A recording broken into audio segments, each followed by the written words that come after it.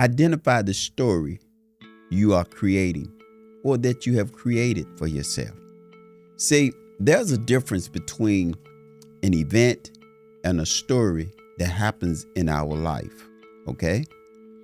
Once again, there's a difference between an event and a story that we create in our lives that causes us to repeat the same actions over and over. Okay? Now, what do I mean by an event? An event is something like my parents got divorced. Okay? But the story that we often tell ourselves is that nobody likes me. Okay? That's the story. Then we go into this phase where we begin to create scripts about an event or a story that took place in the event. You may get criticized, okay? That happened. But then we begin to write the story that says, nobody likes me. When you live your life out of the story, instead of looking at the situation and saying, what actually happened? You see, none of us can avoid what happens in our life, but we can avoid writing a story because it's the story that collapses into our life and causes us to turn around and begin to bring things together as it relates to the story. It's all in the story that we tell ourselves. Now, it may sound simple, but yet so many people are failing to just recognize that this happened in my life. Yeah, it took place, but it's not the story. Now, once it becomes the story, I need you to see this now. Pay attention. Once it becomes the story, it usually becomes the identity or so-called identity of who you are. And that's where the problem gets started. It's not the happening of the situation. It is the story that causes all the problems. It's like something as traumatic as a young girl. She goes through molestation, okay? And she goes to tell the parents that it happened, okay, with a relative, brother, sister, uncle, whoever. This happened. But everybody turns around and says, she's lying. Well, the young lady turns around and begins to do what? Write the story. And the story may be, don't nobody care about me. And she takes this on in life. And every guy she gets with, she gives herself up. Oh, what the heck? Don't nobody care about me. But that's the story that she's telling herself. And guess what? That story has become real. And when that story becomes a reality, then it becomes her way of life until she identifies that story, okay?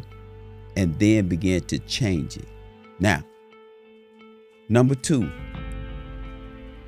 you got to begin to challenge the story with the truth. Challenge the story with the truth.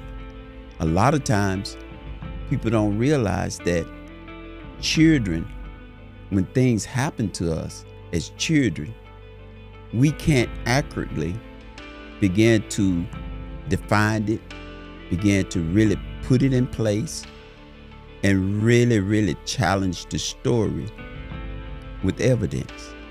A lot of times as children, once again, what happens to us happens, but the story may not be accurate, okay? The story is just what it is. It's a story. And I know you may be fighting that in your mind because you're saying, wait a minute now, this happened to me. And the reason it seems so real right now as I talk to you is because it's the story that you're telling yourself. So now you have to challenge that story and ask the question, is it really my parents when they got divorced? Was it really about me? Or was it about their brokenness? So as a child, could you go and really sit down with your parents and say, hey, mama, dad, are you a broken individual that decided to get a divorce and can't make it in life with your spouse or what have you? No, children don't talk like that. They generally don't talk like that. What they generally do is they take the blame on themselves as the ones that caused the problem, because children don't accurately see things that clear, that really it was just the parents and their brokenness or their shortcomings. And, we as adults, we go through. So now that we have gotten older, we're starting to see that just for what it is and not for what it's not. Okay? So a child cannot interpret things accurately in order to get the right answers. Okay? So that's the reason we sit in classes a lot of time and we go back and we deal with that maybe 5-year-old, that 7-year-old, that 12-year-old, or wherever the trauma started. Usually we find ourselves sitting in a group or in a therapy, or even sitting back asking ourselves what went on. Well, it might have went on back when you was a kid, but you couldn't accurately define it. So now I'm telling you, this is how you overcome it. You sit down and you challenge what happened to you as a kid through evidence. You challenge yourself and you ask yourself, why am I thinking like this? Why do I feel like this? Why is this happening?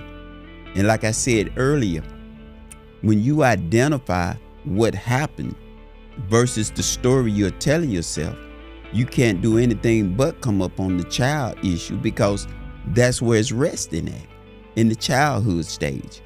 And a child cannot say, hey, you grown-ups, get it together. Okay? Stop dealing with your brokenness. Get yourself healed and move on, and so we can enjoy our life and we can be together as a family.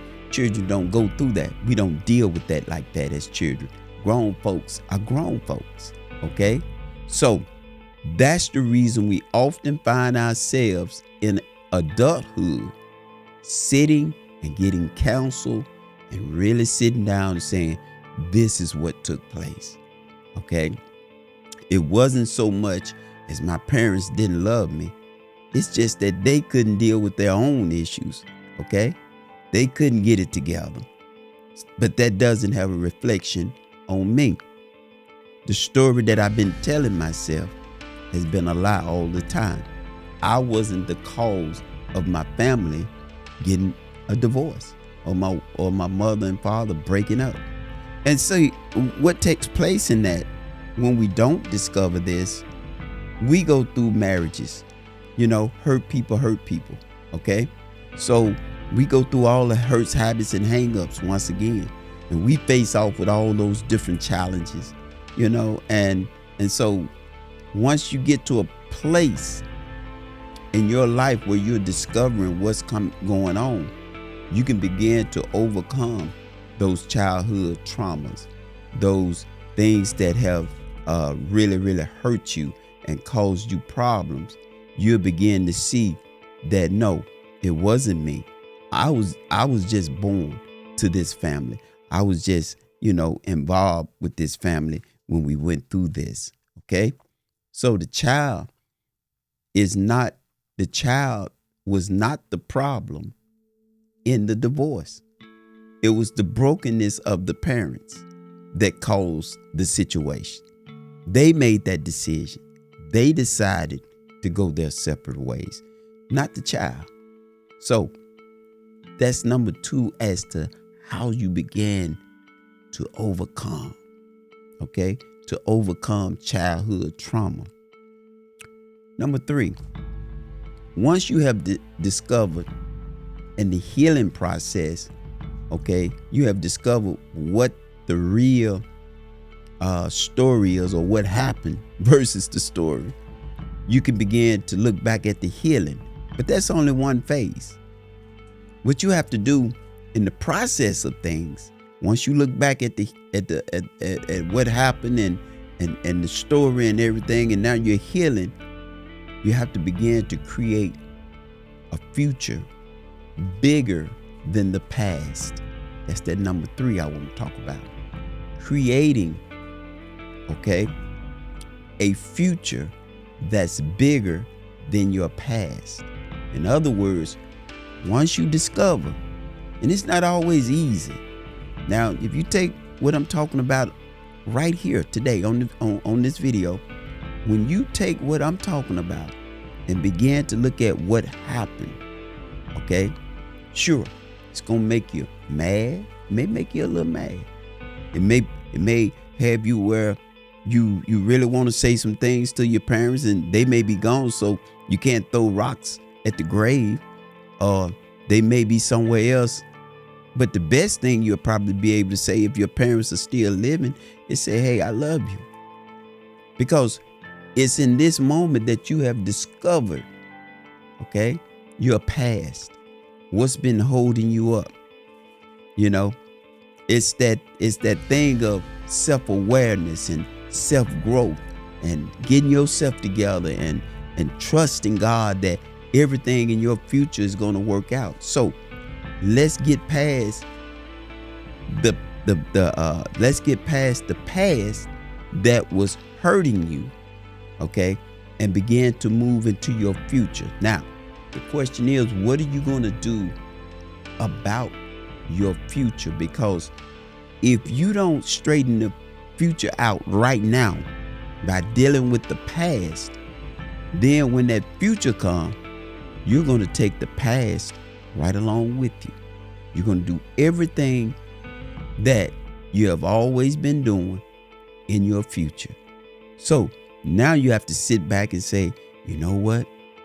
Either I'm going to change how I see things today and get rid of my past and begin to work towards my future with a clean slate, or I'm going to hold on to it. Now, who holds on to pain intentionally? Who holds on to hurt and trauma knowing that they can have a better future once they become aware of those things that have hurt them? You know, you have to stop and really bring this thing together to understand that it is more valuable, okay, to discover what happened in your childhood and began to address it, and then began to move forward in your future, okay? Leaving that past behind that has been so besetting you, causing you problems, getting you to a point where you can't even have a good relationship with your spouse or the people you date or your children, because your childhood is still getting in your way, still causing you problems, still forcing you to behave a certain way. But now you got a handle on this thing. And it don't matter sometimes when things get a little crazy. At least you know which way you're headed. At least you know what you're doing. Okay? Now, I want to encourage you to take time out to really, really, really focus on you. Because when you get you together and you begin to move through that transformation of life, because you can identify your shortcomings and where you're headed, then moving into the future won't be that hard. It won't be tough. You know, and as you get used to things, and as you get used to this new way of living, as you get used to just seeing yourself doing better and having better, I don't care what your childhood looked like. I don't care what so-called abuse took place. If you're not in it now, if you're in safe haven now, you got every opportunity to leave it in the past and move on to the future. You got every opportunity now. And if you in that type of situation, you have to find your way out. You have to find your way through and get to a point where you can leave it behind. See, the whole key is to leave the past behind. Okay? And begin to sit here in the present and being present in life to the things that are really taking place before you jet off towards the future. Because as long as you living and breathing, it's going to come. It's going to happen. Okay? But the question is, will you be at liberty? Will you be free? Will you be transformed in the renewing of your mind and your spirit and your body? And you got to stop and look at those things. So I want to encourage you to stay steadfast, to stay unmovable, regardless of the condition you're in, regardless of what you're facing, and begin to work on overcoming your childhood trauma. Okay?